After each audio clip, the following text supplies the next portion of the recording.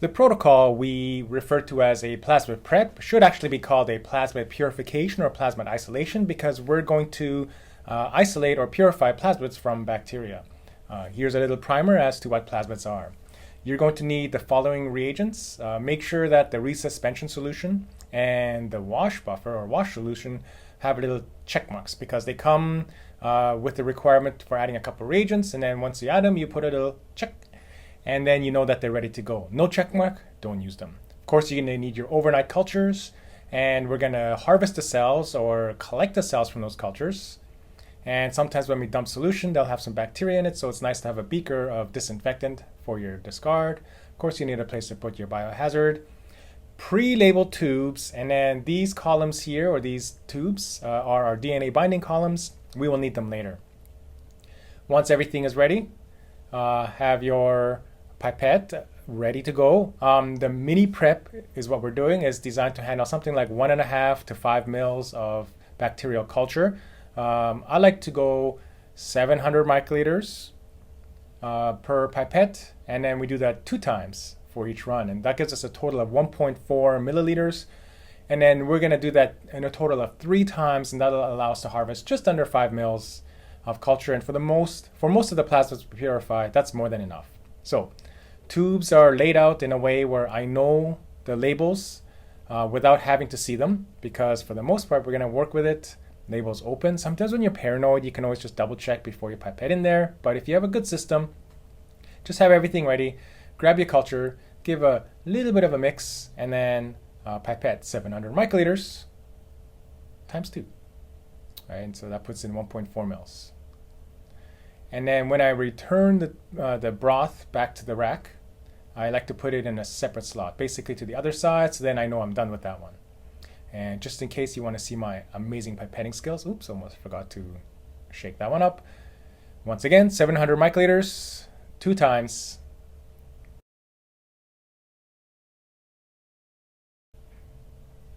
And then simply repeat for all the cultures on the rack. We harvest the cells or collect all the cells by centrifugation, basically spinning them real fast until the cells settle on the bottom.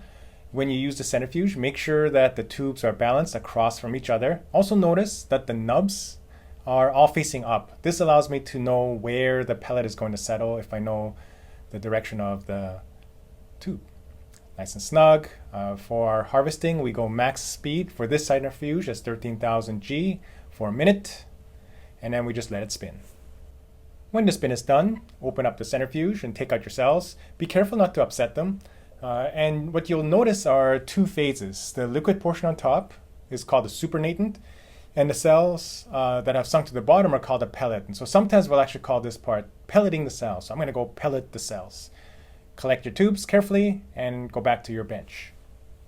Once back on the bench, you want to dump out the supernatant. Let's focus. Okay, and then dump it into the disinfectant because these are probably going to contain some bacteria as you dump it out. And then when I start to return the tubes after I dump the supernatant, I start to reorganize it back to that system that I had. So then once again, I know where the tubes are. And then you can continue this way with 1 tube at a time, or you can go expert level and double fist it. Regardless, dump the supernatant for all your cultures, and then organize your tray so that everything is good to go. And then repeat by harvesting more cells. 700 microliters times 2. So you're going to do that process of harvesting cells where you pipette the cells and then centrifuge for a total of 3 times. After the third, I like to pour out my supernatant and let the excess blow into a paper towel. Try not to make a mess like I did, not so good. And drain about as much of the liquid off as possible.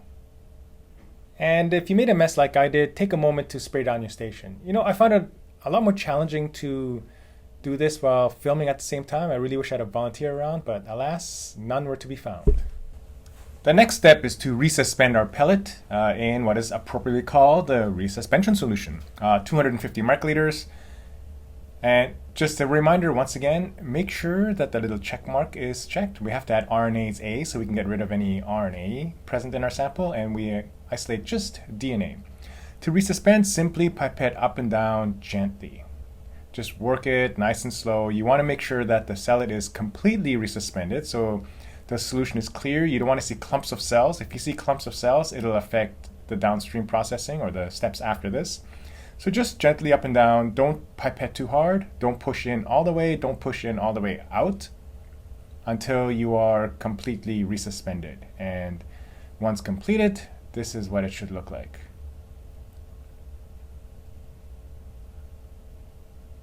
Focus. And there we go. Fully resuspended.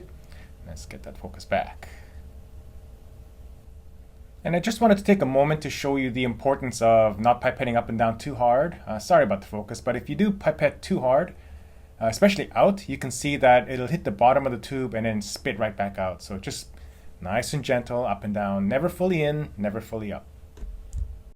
And now the real action begins. We are going to lyse the cells, that means to break them open, just by adding some lysis buffer. I like to hold my thumb or finger on the bottom of the pipette, allowing me to pipette a little bit more accurately. Close up the lids, and then we do what we call an invert mix, right? Protocol says 4 to 6 times. I go 10 for some reason. And then I like to give it just a little bit of a shake right there, just to make sure that any of the liquid stuck at the bottom of the tube falls in and gets well mixed. And then once I'm done, a little hand centrifuge, and then we're good to go. The lysis buffer works by lysing in an alkaline or a high pH environment. And so ultimately we need to neutralize this by using what's called the neutralization solution. This will bring the pH back to normal and then allow everything to renature. So the plasmids, which are nice and small, will renature fine. It'll go back into solution. However, the genomic DNA is so large that even when we neutralize it, it has trouble finding its complementary pieces, and then so it does not go back into solution and it precipitates. And what you're going to see after you do the invert mix, just like you did before, is this kind of white fluffy matter, and that's all the precipitated DNA and proteins and things like that. The next step is to separate the supernatant from the pellet, and so we do that by centrifuging for 5 minutes at max speed. These are the columns where your DNA is going to bind, so while it's spinning, it's a good time to pre-label your tubes and have them laid out and ready to go.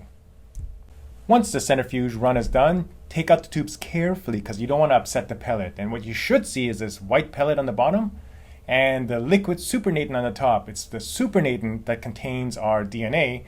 And so simply pipette that into those columns, our DNA binding columns. Now the column capacity is 800 microliters, so set your pipette to 800 and then nice and slowly, without trying to upset any of the pellet,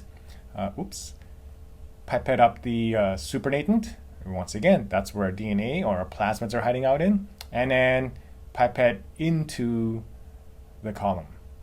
And then simply repeat for all your samples.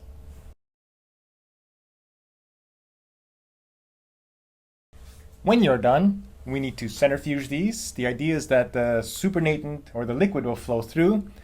The DNA will stick to those little white pads, and everything else will flow through the bottom. 1 minute, maximum speed.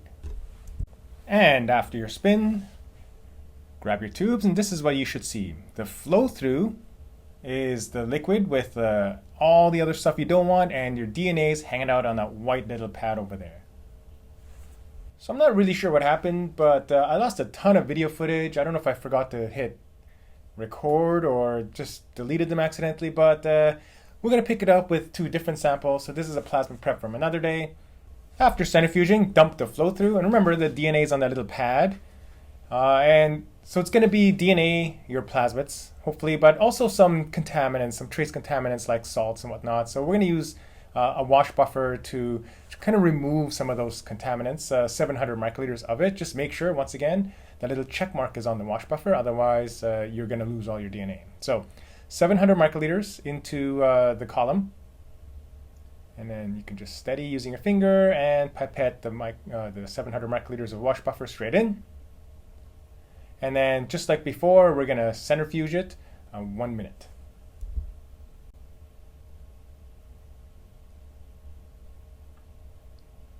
After that centrifuge step, you want to dump out the flow through. Here's my 2-tube method. So if you want to speed it up just a little bit, you can grab the 2 tubes together. And then here's a very important step. There's going to be some residual wash buffer. You want to centrifuge it now empty 1 minute.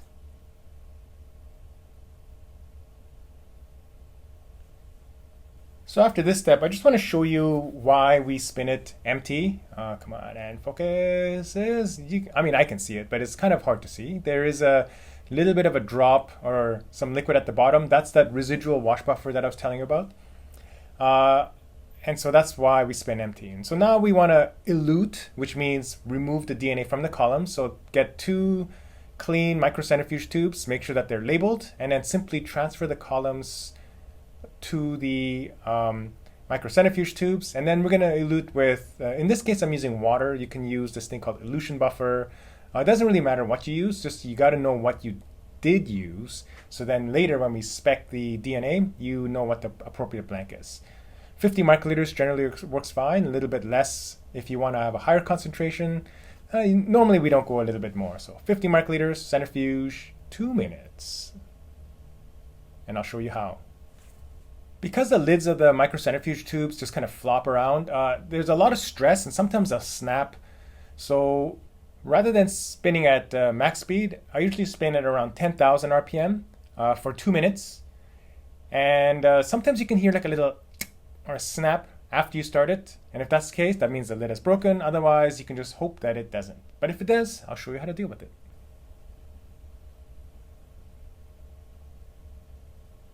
And once the centrifuge spin is done, let's see what happened. Open it up and yes, lids are intact. But like I said, if it does happen, really not a big deal. You just grab a second microcentrifuge tube, label it of course, and then you can just transfer the contents using the pipette.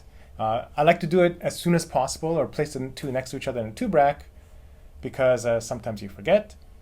And then this is now your purified plasmid ready for quantitation. Well done.